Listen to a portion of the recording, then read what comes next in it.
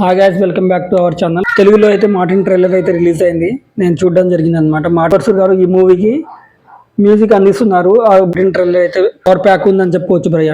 Action king Arjun అయితే కథ రాశారని చెప్పుకోవచ్చు. యాక్షన్ ప్రిన్స్ ధ్రువ్ సర్జా అయితే నటించారు. ఏమన్నా ఉందా భయ్య? ఇండియన్ గురించి ఒక గొప్పగా చెప్పారని చెప్పుకోవచ్చు. హీరోకు ఇండియన్ టాటూ ఉంటుంది.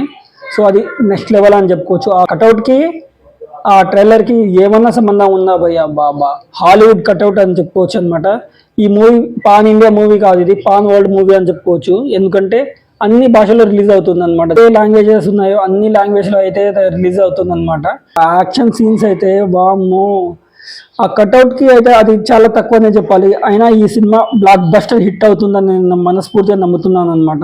యాక్షన్ ప్రిన్స్ ధ్రువ్ సర్జా నటించిన ఈ చిత్రం నెక్స్ట్ లెవెల్ అని చెప్పుకోవచ్చు.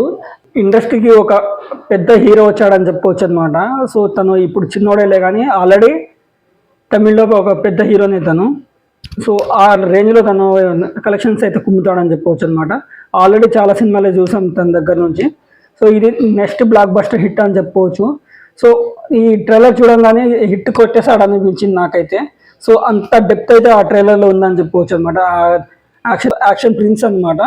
యాక్షన్ కింగ్ వాళ్ళ మేనల్లుడు action prince hero Arjun story అందించడం జరిగిందనమాట. Director Arjun KGF music director ఎవరైతే ఉన్నారో బర్సూర్ గారు, సో మ్యూజిక్ అయితే అందిస్తున్నారని చెప్పుకోవచ్చు. రవి బర్సూర్ గారు మ్యూజిక్ అందిస్తున్నారని చెప్పుకోవచ్చు అనమాట. రవి బీజిఎం అయితే టాప్ నాచ్ అని చెప్పుకోవచ్చు. రవి బర్సూర్ గారి గురించి మనకు తెలిసిందే. కేజీఎఫ్ 2 ఏ విధంగా లేపారో, సో మార్టిన్ అనే దానికంటే రెండింతలు లేపడానికి అయితే ట్రై చేస్తున్నారని చెప్పుకోవచ్చు. సో మీరు ఈ ట్రైలర్ చూసిన తర్వాత మీకు ఎలా అనిపించిందో కామెంట్ చేయండి. జై ధ్రువ్ సర్జా, జై అర్జున్.